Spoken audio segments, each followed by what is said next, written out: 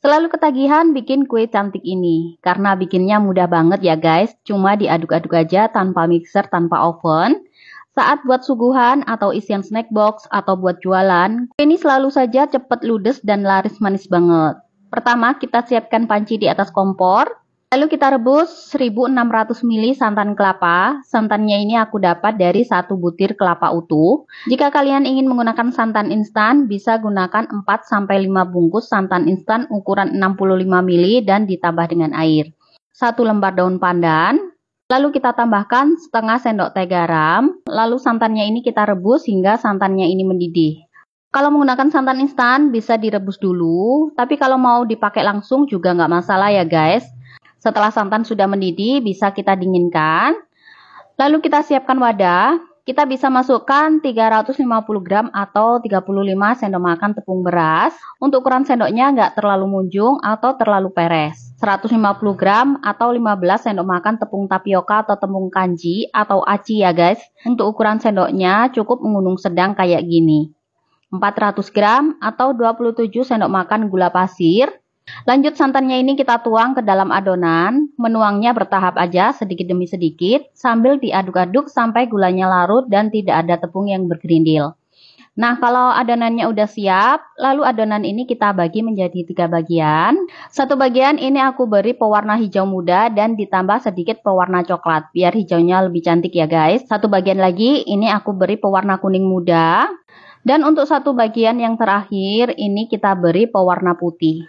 Untuk pewarna putih, kita larutkan dulu dengan air panas ya guys. Kalau udah larut, baru kita campurkan ke dalam adonan. Lanjut kita siapkan loyang. Lalu loyang kita oles menggunakan minyak. Kita oles sampai merata di pinggirannya juga. Lalu kita masukkan loyang ke dalam kukusan yang sebelumnya sudah kita panaskan. Selanjutnya kita tuang adonan kuning ke dalam loyang sebanyak 110 ml.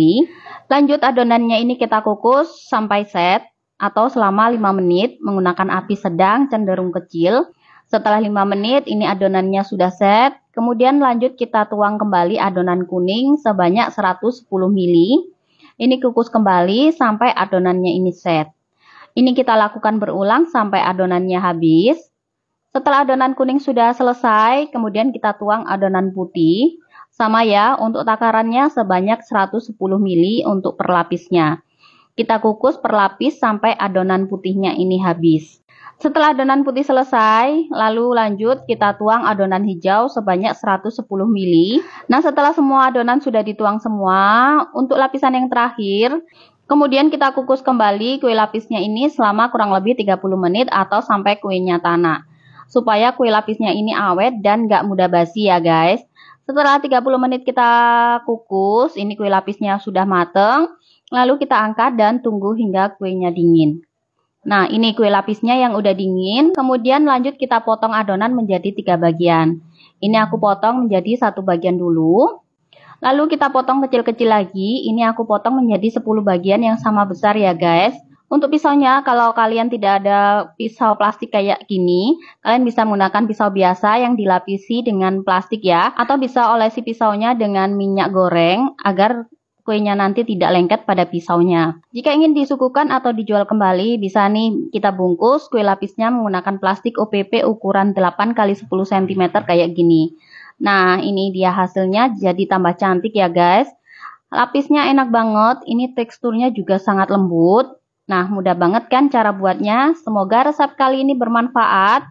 Sampai jumpa di resep-resep aku selanjutnya. Terima kasih.